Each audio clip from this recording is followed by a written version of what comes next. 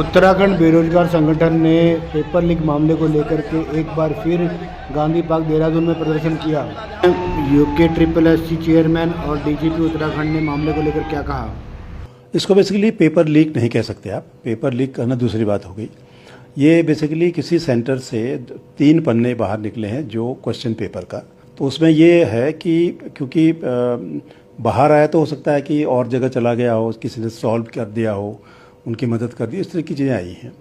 अब हमारे यहाँ देखिए सेंटरों पे हम जैमर लगाते हैं, तो बेसिकली फ़ोन करने के बाद भी वो आगे फॉरवर्ड नहीं कर सकता। वो जैमर सभी सेंटर में हमारे रहते हैं, तो ये बड़ा एक आश्चर्यजनक हमारे लिए भी है कि ये कैसे हुआ। इसके लिए हम लोगों ने भी एसएसपी देहरादून को और एसटीएफ को चिट्ठी भेज रहे हैं कि तत्काल इसकी जांच करें, और हम भी अपने स्तर पे जांच कर रहे हैं कि किस सेंटर का है और ये कहाँ से हुआ। ओवरऑल मतलब पूरे पेपर लीक नहीं कह सकते, लेकिन हाँ क्वेश्चन पेपर से अगर पेपर बाहर आए हैं तो चिंता का विषय है, उसमें हम लोग उसको देख रहे हैं।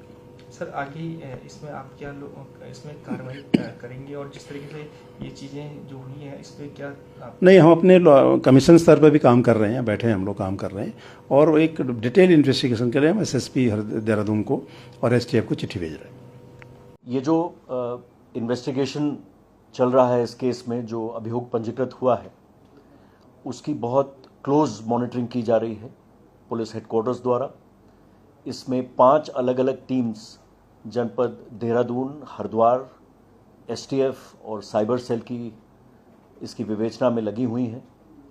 कई महत्वपूर्ण तथ्य, कई क्लूज ऑलरेडी हमारे इन्वेस्टिगेशन टीम्स को मिल गए हैं, और बहुत जल्दी इस पूरे जो नेटवर्क का, इस पूरी कॉन्स्पिरेसी का खुलासा होगा, उसके तह तक हम पहुंचेंगे, और जो भी इसमें शामिल पाए जाते हैं उनके विरुद्ध कठोरतम कार्रवाई की जाएगी।